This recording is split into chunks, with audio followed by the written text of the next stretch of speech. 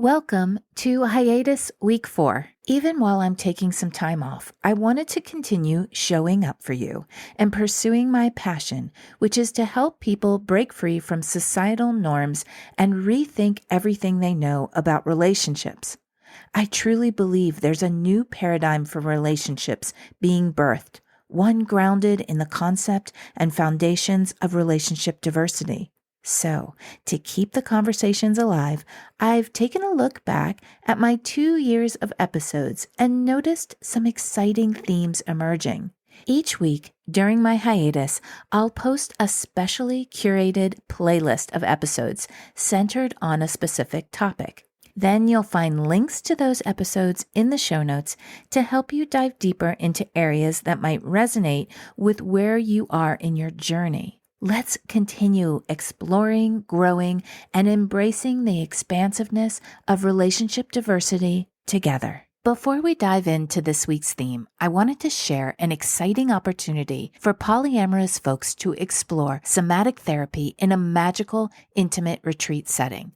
Over 20 years ago, when I first started exploring an open relationship, I was overwhelmed by emotions and insecurities, especially around my body in comparison to others. Even though I was the one who wanted this dynamic, I struggled deeply. My thoughts reassured me I was enough. My partner told me I was beautiful, but my gut and heart ached in ways I couldn't ignore. It wasn't until I found body-based or somatic therapy that I began to shift my experience permanently.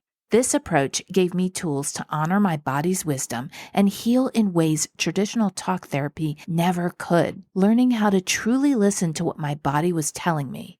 That's why I'm so thrilled to tell you about the upcoming retreat led by Dedeker Winston of the Multi-Amory podcast and dance movement therapist Orit Krug. This is a somatic therapy retreat for polyamorous folks on the mythical island of Curated from March 31st to April 3rd, 2025. In this retreat, you'll learn body-based approaches for navigating relationship conflict, find new ways to move through intense emotions like jealousy or NRE, connect with others who understand the unique challenges of poly relationships, all in a beautiful natural setting with all accommodations and meals included. Sliding scale pricing is available, and they keep the retreats small in size, which means that slots are limited and early applications are encouraged. A common theme in many of my other episodes is how education and community are essential when exploring a non-traditional relationship design. This checks all those boxes and so much more.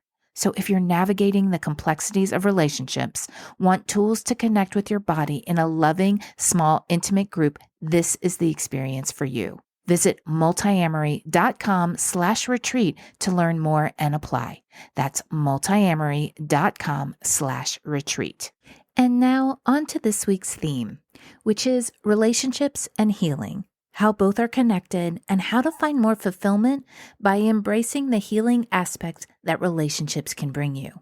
The first episode I'm going to tag in this playlist is episode 3, Wounded versus Healed Expression in Diverse Relationships.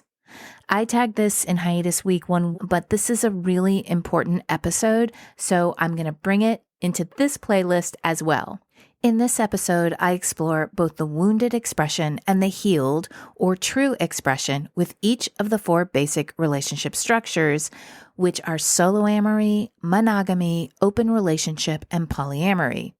I hear from so many people statements like, that structure just doesn't work. However, when you dive deeper to look at what's underneath that statement, you may find that it's not the structure that isn't working, but instead it may be where the person is coming from while in the structure. The next episode I'm going to tag is episode 19. There's no magic finish line with your healing journey. In this episode, I look at another concept that's helped me so much with my internal healing. I used to be so focused on an imaginary destination, this made-up finish line. But healing isn't linear, and many times it's messy. When we can focus on the journey, we can lean into curiosity, which helps us release resistance. This is our personal work to do, and it directly influences how we show up in our relationships. If you're someone who thinks it'll all be better when you get to some imaginary place, check this episode out. The next episode in this playlist is episode 54, Navigating the Bardo, Embracing Personal Growth and Healing After a Breakup. Have you ever found yourself in a seemingly perfect relationship only for it to end unexpectedly? The aftermath can be a crucial period for personal growth and healing if we embrace the transitional phase known as the bardo.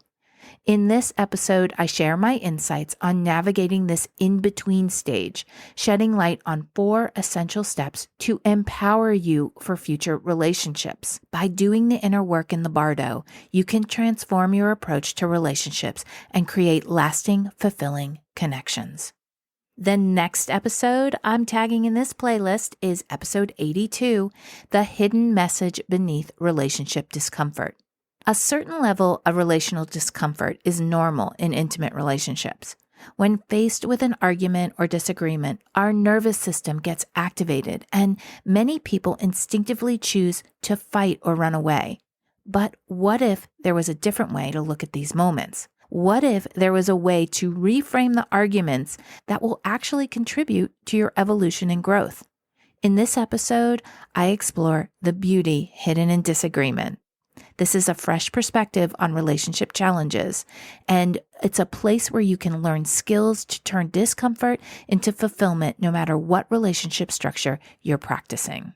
And the last episode I'm going to tag here is episode 121, Break Free from Relationship Patterns, Tools for Deep Healing and Lasting Growth. In this episode, I dive into how resurfacing patterns in relationships are opportunities for growth and healing. I share my personal experiences and introduce a 4-step process to break free from autopilot reactions. With practical advice and self-reflection tools, I'll guide you to navigate challenges, enhance self-awareness, and deepen your relationships. This is big work, big inner work. And I will tell you from experience that although many times it's hard to go into it, it is the thing that is going to really shift your relationships if they aren't fulfilling and joyful. So it's really worth learning about, educating yourself, and going on the inward journey to understand more about who you are and all that goes into how you relate to others in your intimate relationships. So check them out. Let me know what you think. And remember to stay curious.